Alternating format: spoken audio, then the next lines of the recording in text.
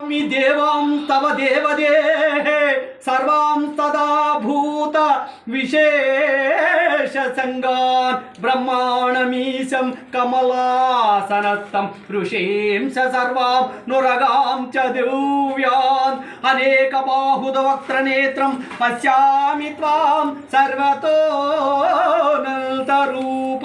नान्तं न मज्जं न पुनस्तवादिं पश्यामि विश्वेश्वर विश्वरूपा दंश्राकराळानि च ते मुखानि दृष्टैव काला नलसन्निभानि दिशो न जाले नलभेश शर्म प्रसीद देवेश जगन्निवासा